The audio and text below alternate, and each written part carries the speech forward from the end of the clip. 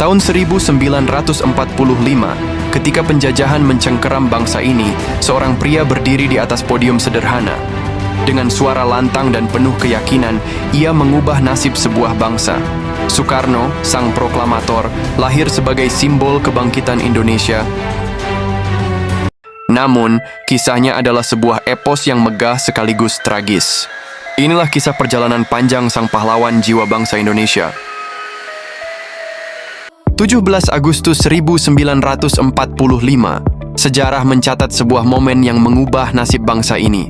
Seorang pria dengan suara yang penuh keyakinan mengumumkan kepada dunia, Indonesia merdeka. Sosok itu adalah Soekarno, sang proklamator, pemimpin yang lebih dari sekadar kepala negara. Ia adalah simbol perjuangan, harapan, dan jiwa bangsa Indonesia. Soekarno tidak hanya membawa bangsa ini menuju kemerdekaan, ia memberi kita sesuatu yang lebih besar, kebanggaan sebagai sebuah bangsa. Visinya melampaui batas-batas tanah air. Melalui konferensi Asia Afrika di Bandung, dunia menyaksikan keberanian Indonesia berdiri di garis depan, melawan kolonialisme dengan kepala tegak.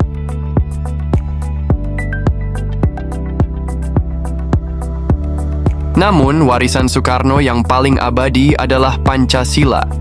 Sebuah ideologi yang merangkul keberagaman, mempersatukan suku, agama, dan budaya menjadi satu ikatan kokoh. Pancasila adalah bukti bahwa Soekarno tidak hanya memikirkan masa kini, tetapi juga masa depan bangsa ini. Soekarno adalah pelita di tengah gelapnya penjajahan. Ia adalah suara bagi yang tak bersuara, harapan bagi mereka yang terpinggirkan. Ia percaya bahwa Indonesia bukan sekadar negara, tetapi sebuah peradaban besar yang lahir dari perjuangan, keberanian, dan cita-cita. Bangunlah suatu dunia di mana semua bangsa hidup dalam damai dan persaudaraan. Kata-kata itu bukan hanya ucapan, tetapi amanat yang terus menggema hingga hari ini. Tetapi seperti semua kisah besar, kejayaan Soekarno juga membawa tantangan. Tahun 1960 menjadi babak gelap dalam kepemimpinannya. Krisis ekonomi melanda, inflasi meroket hingga 600%, dan rakyat berjuang untuk memenuhi kebutuhan dasar. Proyek-proyek besar seperti Monas dan Gelora Bung Karno yang ia gagas, meskipun monumental, dianggap mengabaikan penderitaan rakyat kecil. Kedekatannya dengan PKI melalui konsep Nasakom memperkeruh situasi politik. Peristiwa G30 SPKI menjadi pukulan telak yang mengguncang bangsa, dan Soekarno, meskipun tidak terbukti terlibat, dituding tidak tegas. Demonstrasi mahasiswa dan tuntutan Tritura semakin mengikis kepercayaan rakyat terhadapnya. Soekarno yang dulu dielu-elukan sebagai simbol harapan, perlahan kehilangan pijakannya. Soekarno adalah lambang harapan, suara bagi yang tak bersuara, dan pelita di tengah gelapnya penjajahan. Tetapi, setiap puncak kejayaan memiliki sisi gelap yang mengintai. Salah satu peristiwa kelam mengubah sejarah Indonesia Gerakan 30 September atau G30S. Militer menuduh PKI sebagai dalang di balik kudeta yang gagal ini.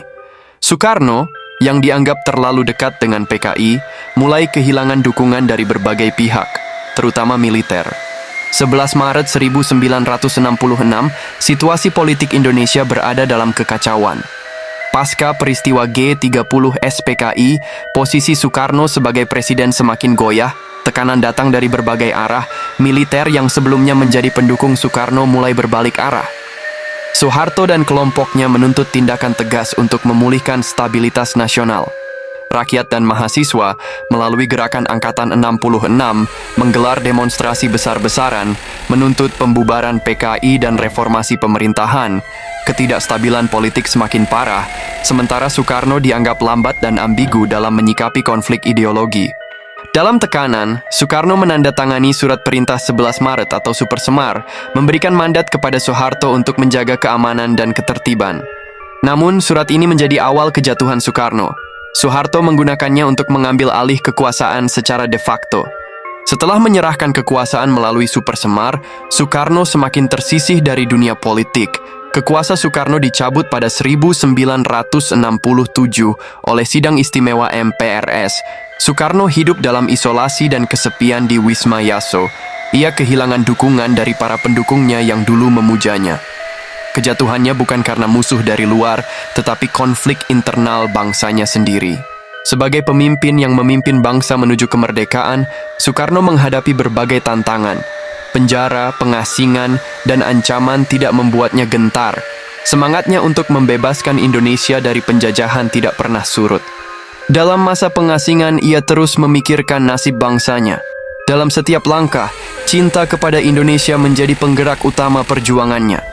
Ia percaya, kemerdekaan adalah hak yang harus diperjuangkan, bukan diberikan begitu saja. Ketika dunia meragukan bangsa ini mampu berdiri sendiri, Soekarno dengan tegas menyatakan bahwa Indonesia harus merdeka. Kata-katanya dalam proklamasi kemerdekaan menjadi tonggak bersejarah bagi seluruh rakyat Indonesia.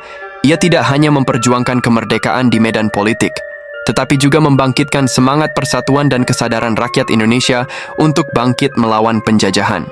Pilihan Soekarno untuk menjunjung kehormatan bangsa terlihat dalam setiap tindakannya. Ia tidak tunduk pada tekanan asing, baik dalam perjuangan kemerdekaan maupun saat memperjuangkan hak bangsa-bangsa lain di dunia melalui diplomasi internasional.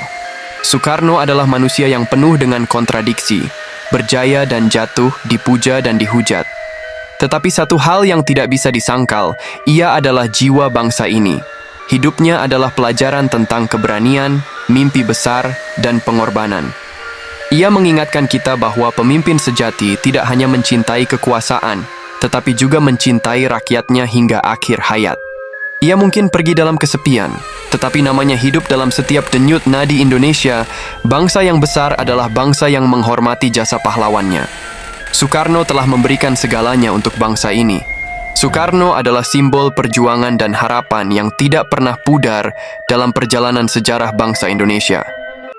Keberanian, visi besar, dan pengorbanannya menjadikan Soekarno sebagai sosok yang lebih dari sekadar pemimpin. Ia membangkitkan harga diri bangsa dan meletakkan fondasi persatuan melalui Pancasila, sebuah ideologi yang menyatukan keragaman menjadi kekuatan. Meski tak lepas dari kontroversi dan tantangan di masa kepemimpinannya, warisannya tetap menjadi api yang menerangi perjalanan Indonesia menuju masa depan. Soekarno mengingatkan kita bahwa kemerdekaan bukan akhir, melainkan awal dari perjuangan yang harus terus dilanjutkan. Sejarah tidak mencatat mereka yang menyerah, tetapi mereka yang bangkit dan berjuang tanpa henti. Soekarno adalah bukti nyata bahwa mimpi besar bisa menjadi kenyataan dengan keberanian dan keyakinan. Sekarang, giliran kita untuk menjaga warisan itu tetap hidup. Bangkitlah, Indonesia!